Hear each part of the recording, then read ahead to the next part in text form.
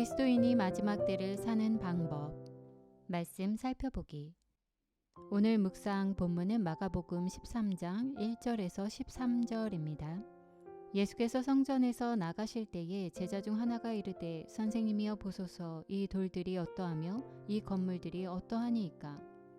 예수께서 이르시되 내가 이 큰 건물들을 보느냐. 돌 하나도 돌 위에 남지 않고 다 무너뜨려지리라 하시니라. 예수께서 감람산에서 성전을 마주 대하여 앉으셨을 때에 베드로와 야고보와 요한과 안드레가 조용히 묻되 우리에게 이르소서, 어느 때에 이런 일이 있겠사오며 이 모든 일이 이루어지려 할 때에 무슨 징조가 있사오리이까. 예수께서 이르시되 너희가 사람의 미혹을 받지 않도록 주의하라.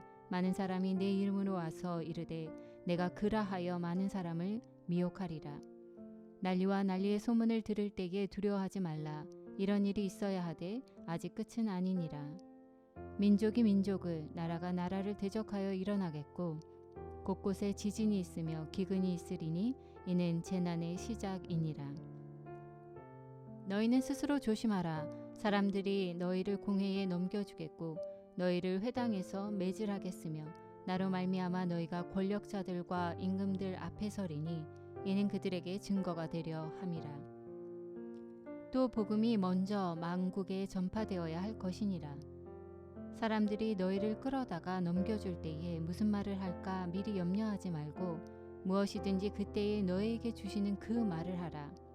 말하는 이는 너희가 아니요 성령이시니라. 형제가 형제를, 아버지가 자식을 죽는 데에 내주며 자식들이 부모를 대적하여 죽게 하리라.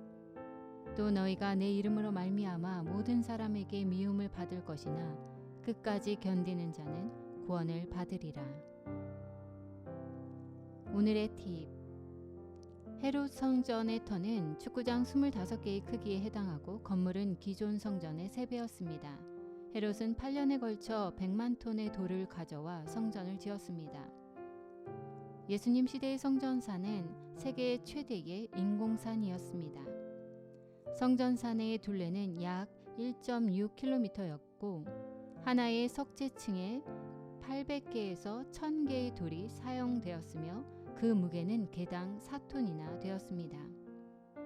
기원전 20년에 착공하여 외형은 9년 만에 완성되었고 세부 공사는 기원 후 63년경이 돼서야 비로소 완성되었습니다. 그리고 이 성전은 기원 후 70년에 로마에 의해 무너졌습니다. 말씀 이해하기. 예수님은 성전에서 유대의 지도자들과 치열한 논쟁을 마치시고 그곳에서 나가십니다. 그때 제자들이 선생님, 얼마나 훌륭한 건물입니까? 돌을 조각하여 장식한 이 벽을 보십시오 하고 성전을 보며 감탄합니다. 그러나 예수님은 이 아름다운 성전이 완전히 무너질 것이라 말씀하십니다. 예수님께서 성전 건너편 감람산에서 성전을 바라보고 앉으셨을 때 제자들은 언제 성전이 파괴되며 그때 어떤 징조가 있을 것인지 질문합니다. 이에 예수님은 말세에 일어날 일 3가지를 알려주십니다. 첫 번째 징조는 거짓 메시아가 나와 사람들을 미혹하는 것입니다. 두 번째 징조는 민족과 나라들이 서로 대적하여 전쟁이 나고 기근과 지진과 같은 재난이 일어나는 것입니다. 세 번째 징조는 그리스도인에게 박해가 일어나는 것입니다. 예수님은 이 말세의 징조들이 있을 때 그리스도인이 어떻게 행해야 하는지 또한 3가지로 교훈하십니다. 첫째, 거짓 메시아에 미혹되지 않아야 합니다. 둘째, 난리의 소문은 끝이 온다는 징조이지 끝이 아닙니다. 예수님은 제자들에게 이 징조가 있을 때 재난을 피하여 도망하거나 자급자족하며 살 방법을 미리 준비하라고 가르치지 않습니다. 복음이 먼저 만국에 전파되어야 한다고 말씀하십니다. 그러므로 말세에 그리스도인은 복음이 만국에 전파되는 일에 관심을 가져야 합니다. 셋째, 끝까지 견디어야 합니다. 박해받을 때 무슨 말을 할지 준비할 필요는 없습니다. 성령께서 할 말을 주실 것이기 때문입니다. 성령 안에서 복음을 전하고 견디는 자는 구원을 받을 것입니다.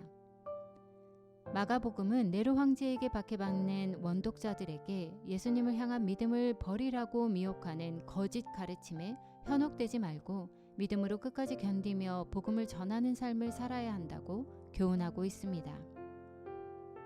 말세를 사는 우리 그리스도인들도 이단에 미혹되지 않도록 조심하고 박해를 잘 견뎌야 합니다.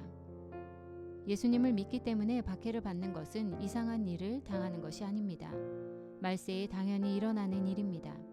그러므로 잘 견디어야 할 뿐 아니라 주님이 오실 때까지 성령님을 의지하여 복음을 모든 민족에게 전하는 삶을 적극적으로 살아야 합니다. 이것이 그리스도인이 말세를 사는 올바른 방법입니다.